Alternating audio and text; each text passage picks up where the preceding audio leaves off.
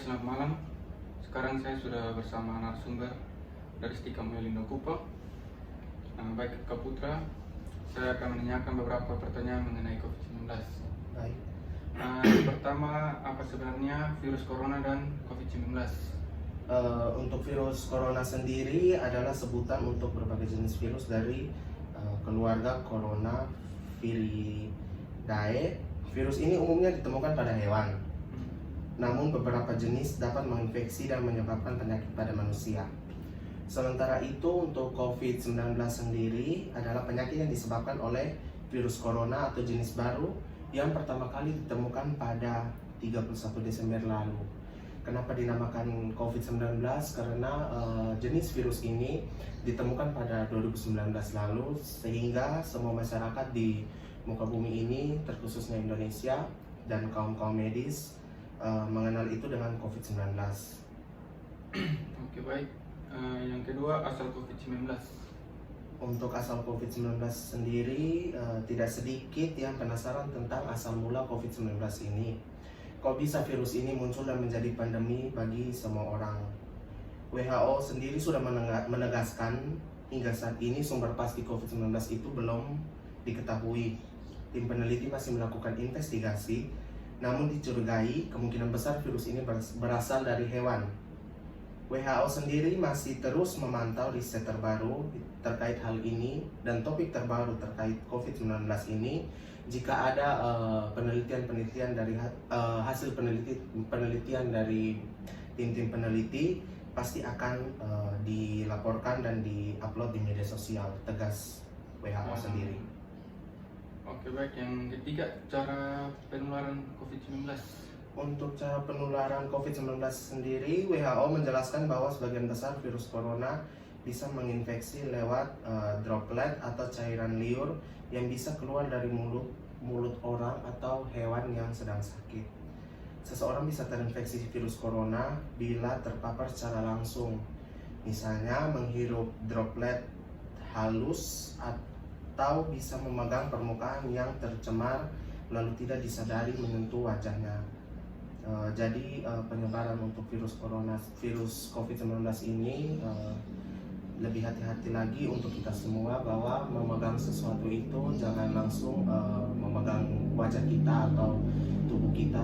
Misalkan kita memegang meja atau memegang kursi, diamkan dulu tangan kita sebelum kita memegang wajah kita. Oke, baik. Yang keempat, ketahanan COVID-19 di lingkungan luar. Untuk ketahanan COVID-19 di lingkungan luar, virus corona ini atau COVID-19 ini tidak dapat bertahan lama di luar tubuh. Namun demikian, seperti yang sudah dijelaskan sebelumnya, seseorang bisa terinfeksi bila menyentuh permukaan yang terkontaminasi. Seperti yang tadi sudah saya jelaskan mengenai kita menyentuh meja lalu langsung menyentuh wajah kita, kita bisa langsung terinfeksi melalui meja tersebut karena sudah terkontaminasi. Lalu timbul pertanyaan, berapa lama virus corona ini akan bertahan di lingkungan luar? Menurut WHO sendiri menunjukkan COVID-19 dapat bertahan paling lama sampai 72 jam, itu paling lama, di permukaan tertentu. Oleh karena itu disarankan agar membersihkan permukaan yang sering disentuh dengan disinfektan. Jadi disarankan untuk semua masyarakat dan teman-teman semua yang menonton video ini untuk selalu membawa disinfektan kemanapun teman-teman pergi. Jika menyentuh barang-barang asing seperti saat membeli makanan, saat order makanan, atau saat bertemu, saat meeting, sebaiknya tangan yang paling rawan kita langsung semprot atau ditaruh disinfektan agar bisa lebih steril. Setelah bisa lebih steril, agar kita menyentuh muka kita, menyentuh badan kita juga, kita tidak terkontaminasi dan tidak terkena virus COVID-19 ini. Oke, yang kelima, gejala COVID-19. Untuk gejala COVID-19 ini, gejala yang ditimbulkan oleh COVID-19 ini bisa beragam untuk tiap orang. Ada yang sama sekali tidak memiliki gejala, namun ada juga yang hanya dalam hitungan jam dapat mengalami kesulitan bernapas dan berujung fatal seperti kematian. Gejala-gejala tersebut seperti demam, sesak napas, nyeri dada, batuk, mata merah, gangguan kognitif, kelelahan, diare, pilek, nyeri otot, kehilangan fungsi indera perasa dan penciuman seperti tidak bisa merasakan makanan dan tidak bisa mencium bau apapun, atau bisa disebut dengan kata lain sesak napas, dan juga sakit kepala. Tapi dari semua gejala-gejala tersebut yang kita lihat, terkhususnya untuk di Kupang sendiri, banyak sekali OTG atau orang tanpa gejala yang sedang mengikuti rapid test di rumah sakit. Banyak juga yang mendapat gejala tersebut seperti yang paling terkenal gejalanya yaitu sesak napas, demam, naik turun demamnya, pilek, batuk, kehilangan fungsi indera perasa dan penciuman. Itu menurut saya adalah gejala yang paling terkenal mengenai COVID-19 ini. Oke, yang keenam, obat dan vaksin COVID-19. Untuk obat dan vaksin sendiri, kalau menurut saya untuk vaksinnya baru tiba kalau tidak salah sekitar tanggal 13 Desember kemarin. Itu kemungkinan besar menurut saya itu dibeli oleh presiden kita sendiri, Presiden Pak Joko Widodo, dengan para menteri seperti Menteri Kesehatan dan Menteri Sosial, di order vaksinnya, dan syukur sudah sampai vaksinnya ke Indonesia.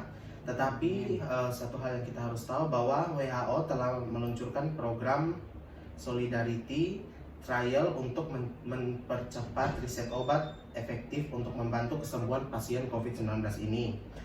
Nama obat umum seperti Remdesivir, Dexamethasone, Avigan, dan Chloroquine beberapa kali disebut dapat bermanfaat meskipun dengan risiko efek sampingnya dari masing-masing obat tersebut. Itu menurut WHO.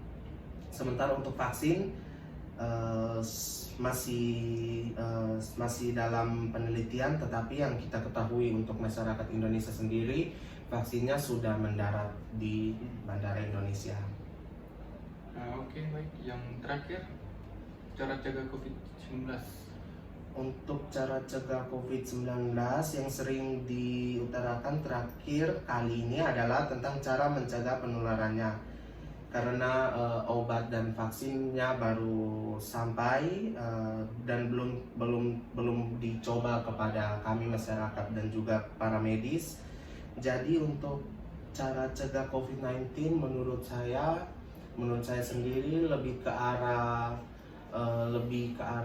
kepada diri sendiri, bagaimana cara kita untuk menghadapi wabah tersebut, wabah COVID-19 ini, dengan selalu bersih-bersih, dengan selalu social distancing atau jaga jarak 1-2 meter, dengan selalu mencuci tangan, dengan selalu membersihkan tubuh kita yang bersentuhan dengan barang-barang asing, seperti tangan kita, seperti kaki kita, ataupun paha kita, ataupun apapun itu yang menyentuh barang-barang asing, dan selalu makan makanan sehat, seperti makan banyak protein atau banyak nutrisi seperti sayur, buahan, makan nasi dan daging secukupnya sesuai dengan kebutuhan tubuh kita. Untuk cara cegah COVID-19 menurut saya ya seperti tadi itu. Sekian dari pertanyaan ini. Terima kasih atas waktunya Kak Putra, dan juga terima kasih kepada seluruh penonton. Selamat malam dan sampai bertemu di next talk.